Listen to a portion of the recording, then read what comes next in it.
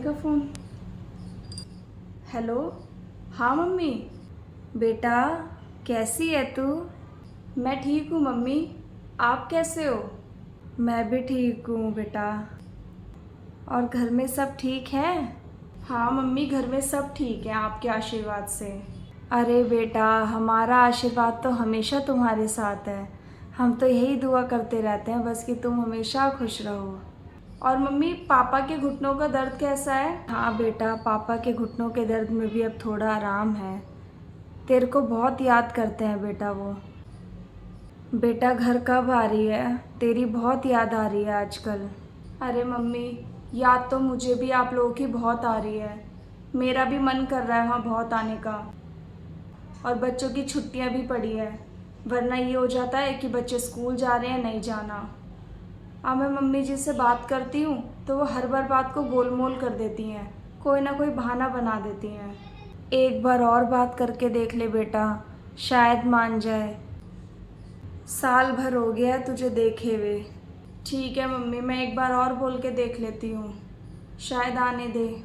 ठीक है बेटा। अच्छा चलो मम्मी, अब आप भी आराम करो, मुझे भी खाना बनाना है अब। चल ठीक है, तू जा बना ले खाना। रखती हूँ मैं, और अपना ध्यान रखियो। ठीक है मम्मी, बाय। चल ठीक है, बाय।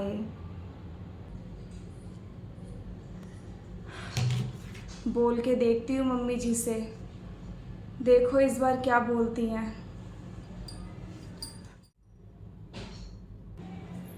मम्मी।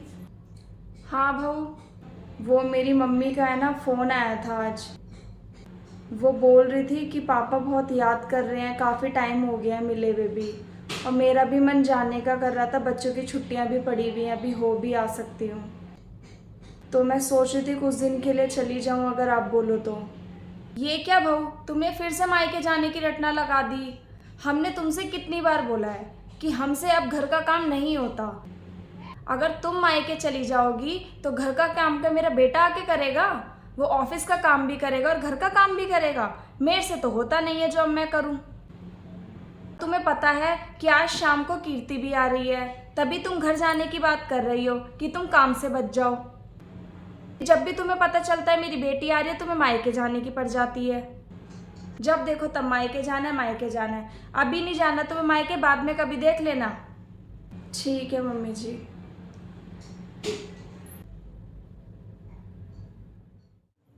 मम्मी। अरे आ गई दीदी आप। नमस्ते भाभी। नमस्ते दीदी, नमस्ते। मम्मी कहाँ पर है? मम्मी, मम्मी अंदर कमरे में बैठी हुई हैं, आप ही का इंतजार कर रही है। मम्मी। अरे आ गई बेटा तू? मैं तेरा कब से इंतजार कर रही थी, देख कितना टाइम कर दिया तूने। आजा बैठ जा। अरे मम्मी, रास्ते में बहुत जाम था, 3 घंटे लग गए आने में, हालत ख़राब हो गई है पूरी। और बता, कैसी है तू? सब ठीक है घर में? कितने दिन बाद आई है बेटा तू? तुझे तो अपनी माँ की बिल्कुल चिंता नहीं होती। अरे मम्मी, मैं आ तो जाऊँ पर मेरे आने के बाद ना इनको और मम्मी पापा को बहुत परेशानी होती है घर पे, क्योंकि मम्मी जी से ना अब घर का काम नहीं होता। और इस बार ना मम्मी ऑफिस के किसी काम से ये 15 दिन के लिए बाहर जा रहे हैं, तो मैंने सोचा चलो 15 दिन के लिए छुट्टी तो मिली, इतने मम्मी के यहाँ हो आती हूँ, तो मैं आ गई फिर। अरे तो बीच बीच में कभी आ जाया कर, दिन भर के लिए आ जाया कर। अरे मम्मी, मैं अपनी सास से बोलती हूँ बीच बीच में आने के लिए, पर बोलती है तू चली जाएगी तो घर में काम की परेशानी हो जाएगी, काम कौन करेगा, फिर क्या करूँ।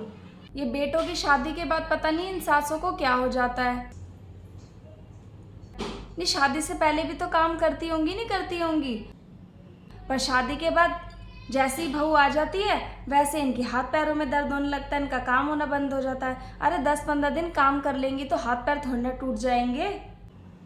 अरे बेटियों का मन नहीं करता क्या मायके जाने का? उनका मन नहीं होता कि कुछ दिन के लिए मायके हुए हैं? मम्मी, माँ और सास में ना बहुत अंतर होता है। अभी है ना आप माँ की निगाहों से देख रही हो, इसलिए आपको ऐसा लग रहा है। कभी आप सास की निगाहों से देखना, जब आपको पता चलेगा बहू और बेटी में ना बहुत फ़र्क होता है। सही कह रहे हो दीदी आप। बेटा और बहू में बहुत फर्क होता है। और मम्मी एक बात बताओ, भाभी को भी तो अपने मायके गए हुए कितना टाइम हो गया, आपने क्यों नहीं भेजा उन्हें अभी तक? ये तो तू सही कह रही है बेटा। अभी थोड़ी देर पहले तेरी भाभी को मायके भेजने की बात पर मैं भी सास के नज़रिए से ही देख रही थी, पर अब मुझे अपनी गलती का एहसास हो रहा है। बहू। हाँ मम्मी आई। हाँ मम्मी जी। बहू जा, तू भी चली जा अपने मायके कुछ दिन के लिए, ठीक है? कीर्ति ने ना मेरी आंखें खोल दी, अब तू भी चली जा आराम से। Thank you mummy ji. Thank you दीदी। मैं अभी जाके पैकिंग कर रही हूँ।